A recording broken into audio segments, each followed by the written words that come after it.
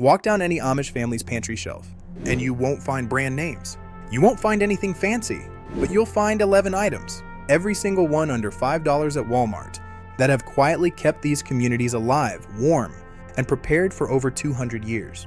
While the rest of us panic buy gadgets and gear before every single storm warning, Amish families have been quietly and carefully stockpiling the same humble basics for generations. And once you see what's actually on this list, you'll wonder why you ever spent money on anything else. If you are new here, please hit subscribe button.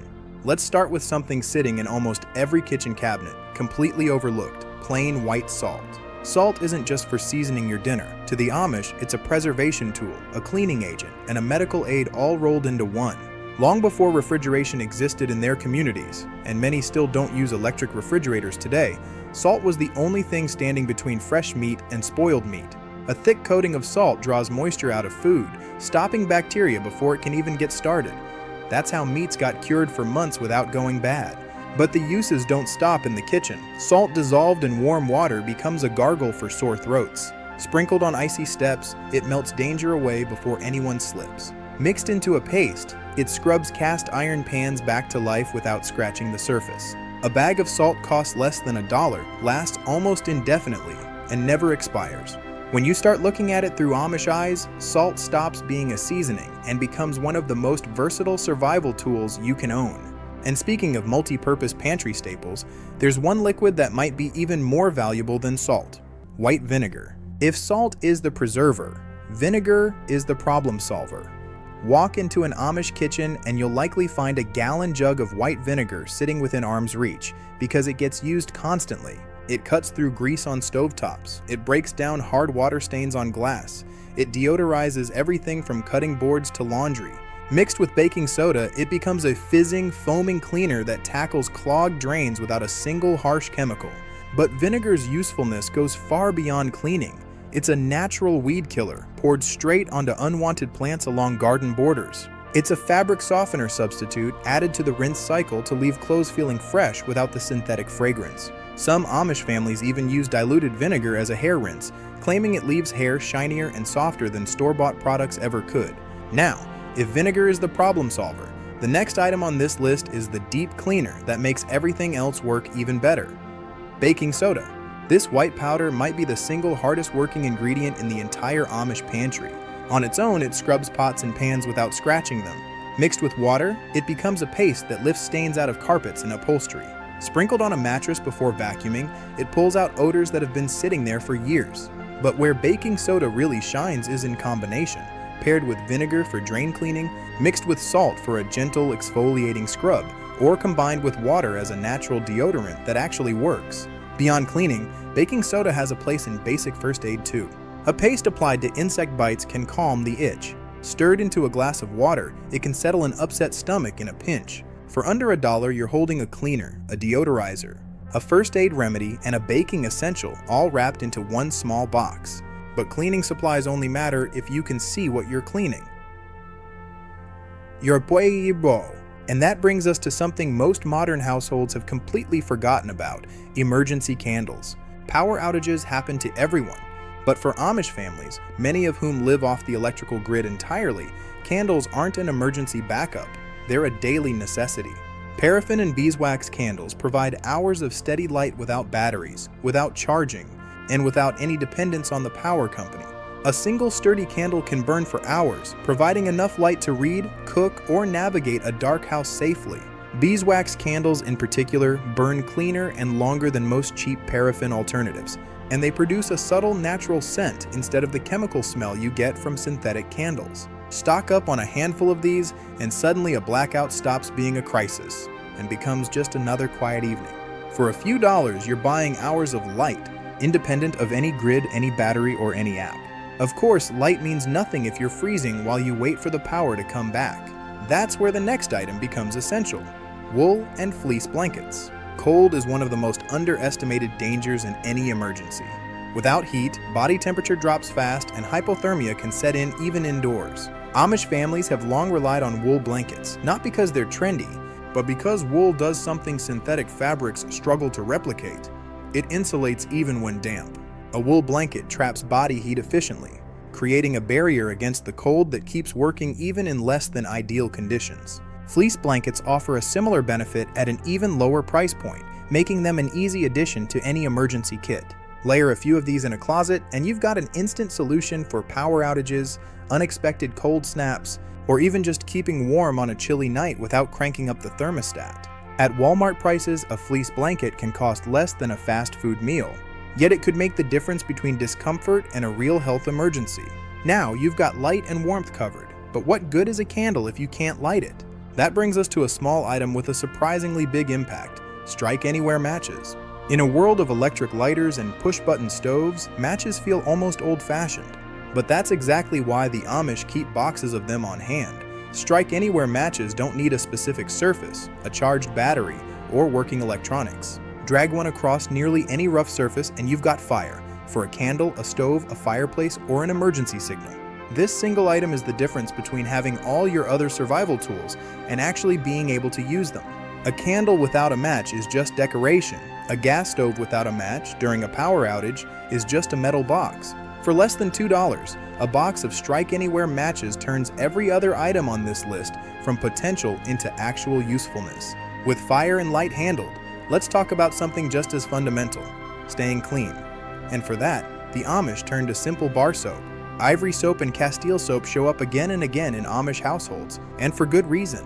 These aren't soaps loaded with synthetic fragrances, microbeads, or unnecessary chemicals. They're straightforward, effective, and incredibly versatile. Bar soap cleans hands, bodies, and hair just as well as anything in a fancy bottle, often for a fraction of the cost. But bar soap goes beyond hygiene. Grated into flakes, it becomes a base for homemade laundry detergent. Rubbed onto a squeaky drawer track, it acts as a lubricant. Some people even use a bar of soap stuck with pins as an old-fashioned pest deterrent in gardens. A single bar can last weeks of regular use, and at under $1 each, stocking up means you're never caught without basic hygiene supplies, even if the store shelves empty out overnight. Now, hygiene matters, but so does food. And if you're growing or preserving your own food like Amish families do, there's one small item that becomes absolutely critical: canning lids. Home canning is a cornerstone of Amish food preservation. Garden vegetables, fruits, meats, even soups get sealed into jars and stored for months or years without refrigeration. But here's the catch: canning jars can be reused indefinitely, but the lids are typically single-use. Once that seal is broken, you need a fresh lid to preserve food safely again. This makes canning lids one of the most overlooked yet essential items for long-term food storage. Without them, all your homegrown produce, all your bulk-bought meat, everything you've worked to preserve has nowhere safe to go. A box of canning lids costs just a few dollars, but it's the difference between food that lasts through winter and food that spoils within days. If you're serious about food independence, this is the item that makes everything else possible. Speaking of holding things together, literally, the next item on this list is something most people walk right past in the store: cotton string and twine. It sounds almost too simple to matter, but cotton twine shows up everywhere in Amish daily life. It ties up garden plants so they grow upward instead of sprawling across the ground.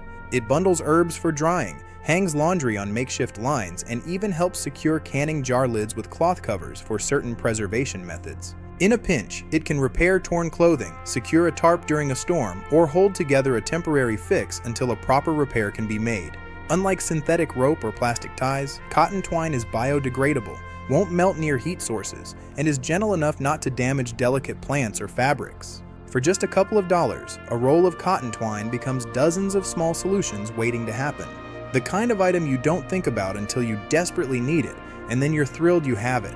Now we're getting into the items that aren't just useful, they're genuinely valuable in every sense of the word, and nothing fits that description better than honey. Honey isn't just a sweetener, it's one of the only foods on Earth that essentially never expires, as long as it's stored properly. Archaeologists have found jars of honey thousands of years old that were still edible.